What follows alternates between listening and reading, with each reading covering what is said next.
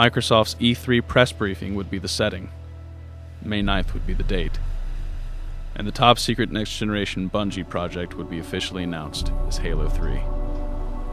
Honestly, the announcement trailer, when I first heard it, I absolutely got goosebumps. The combination between being completely excited for Halo 3 and that score that brought new music into this old theme that's so familiar for those of us who've spent hours and hours playing Halo or Halo 2. That score it hits you. It's powerful like the Star Wars theme or like the Indiana Jones theme. You hear that, you know exactly what you're about to see. You know exactly what's about to happen. My initial response to the Halo 3 trailer was, God damn, that's cool. I mean, kind of knew it was coming, and I know Microsoft was going to show something, but what exactly, I don't know. And since I am a fan of the series and I've read all the books, seeing that trailer was just super fantastic candy for me. It was all just candy. I loved, was it 2 minutes, 17 seconds of it, and I watched it several times. And honestly, there wasn't all that much going on there, but the few little tidbits that we got, gave us an idea of where to go from here. Bungie has always been a developer known for including subliminal messages and Easter eggs in their games and trailers. Loyal fans will no doubt recall the I Love Bees viral marketing campaign for Halo 2, which involved users unraveling a series of codes embedded in websites and emails. The Halo 3 announcement trailer seems to serve a specific purpose. Bungie is stating that it is ready to take the leap into the next generation, and they have the technology to do so. But an educated Halo fan knows there's more to this trailer than meets the eye. Africa, the cradle of life, home to the Nile, Sahara, Mount Kilimanjaro, and an important setting for the Halo series. I think it's kind of just an interesting place to go back to because it is just so primitive. There's not a whole lot there that's very technological, so it's a nice contrast between the technology and nature and the primitive side of humanity and of kind of the universe. It's sort of in its elemental form. The setting has been determined to be New Mombasa. If you look in the background, as you begin to see Master Chief walk up, in the background there's a mountain range. One of those mountains has been confirmed as being Mount Kilimanjaro. There's also a track on the Halo, I believe it's the Halo 2 Volume 2 soundtrack called The Road to Voi. You can see Voi is near the city of Mombasa, which are both not too far from the equator. If you think about the equator, and you think about rings, you think about Halo. What is that buried under the earth? Who knows? I don't know. Maybe it's a Halo. At the closing of Halo 2, Master Chief is aboard the Prophet of Truth ship as it approaches Earth. Cortana is in the clutches of the Flood intelligence Gravemind, and the Earth is under siege by the Covenant. In the Halo 3 unveiling, we find Master Chief walking alone in the deserts of Africa. Earth seems conquered by the Covenant. There's no sign of human life other than the Chief. Obviously, much has transpired in the timeline between the end of Halo 2 and Halo 3's debut. So Master Chief lands on Earth, right? Somehow he manages to land on Earth. Realizes the Covenant has, obliterated numerous parts of the Earth, and maybe this is one of the, since Halo 3 is going to be sort of a darker Halo, it's going to be sort of maybe the fall of man. Maybe this takes place maybe around halfway through, and Master Chief is walking the desert, and he's realizing that things are looking pretty grim, until he comes upon this quote unquote oasis, which is this Forerunner crater. And maybe that's probably a big turn in the game when some new piece of information is revealed. Perhaps the most mysterious aspect of the Halo 3 trailer is Cortana's distorted transmission. In a piece of Halo 3's storyboard art, we see Cortana crying out in agony. It seems as though her contact with Gravemind is taking a toll.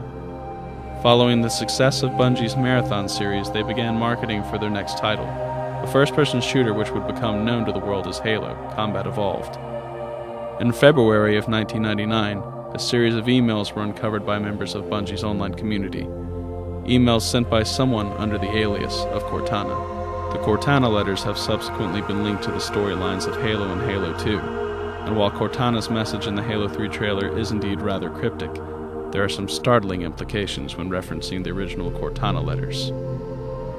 The Cortana letters, they originated back in February of 1999, and the first one, they get pretty long. You can find them online. Just do a search for Cortana letters, but if you want to read the whole thing. But the very first one, I think, is very telling, and so I'll read that whole one. She says, "I have walked the edge of the abyss. I have governed the unwilling. I have witnessed countless empires break before me. I have seen the most courageous soldiers fall away in fear. I was there with the angel at the tomb. I have seen your future, and I have learned there will be no more sadness, no more anger, and no more envy. I have won. Oh, and your poet Eliot had it all wrong. This is the way the world ends, a friend of a friend." T.S. Eliot published a poem in 1925, shortly after the end of World War I, titled The Hollow Men. The poem is said to be a representation of the passing of a soul into death's dream kingdom. Eliot describes how we the living will be seen by those who have crossed with direct eyes, not as lost violent souls, but only as the hollow men, the stuffed men.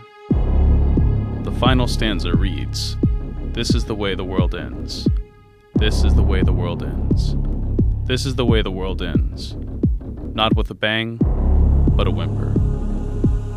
He says, not with a bang, but with a whimper. So if Eliot had it wrong, there's probably going to be a lot of bang.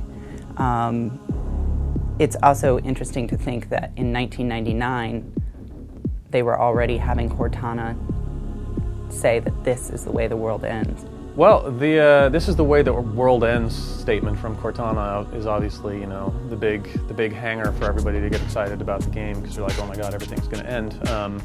There's been some reference to T.S. Eliot poem and actually a marathon viral campaign where Cortana says the same thing, but she's talking about it ending in a very big, violent way instead. And I didn't know about that until someone brought it up to me, and that's actually a pretty interesting thought, is that they're bringing that back just to reinforce the fact that this is going to be a pretty gigantic bang instead of something small.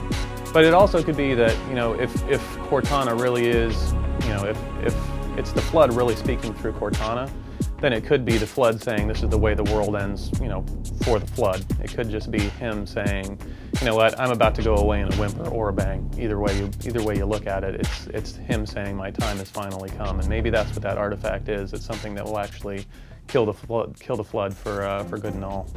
Aside from a next-generation facelift, there are differences about the Chief that raise some interesting questions, most notably the details of his armor and the design of his weapon. One could dismiss these changes as merely a shift in graphical style, but look deeper, and behind the subtle changes lie deliberate messages. The changes to Master Chief are really interesting, and as far as his gun goes, it's not strictly one of the assault rifles from the first Halo. It's slightly different. The casing looks slightly different. His gloves are different, although that could just be style change. I would say that in each iteration of Halo, Bungie and its designers have modified and altered little things in the game to, in their minds, improve it or to make it look better or to make it a little cooler.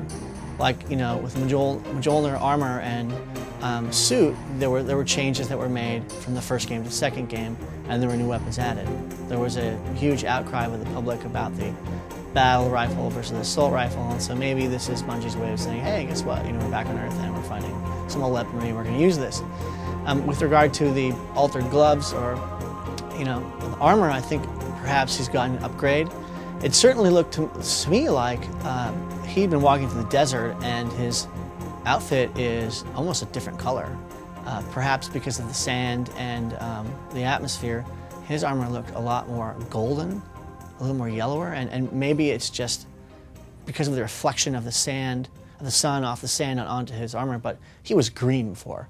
That was like golden armor. The stage is set. The pieces are moving. Halo 3 is a reality, and fans across the world are trying to follow the trail of breadcrumbs Bungie has skillfully left behind.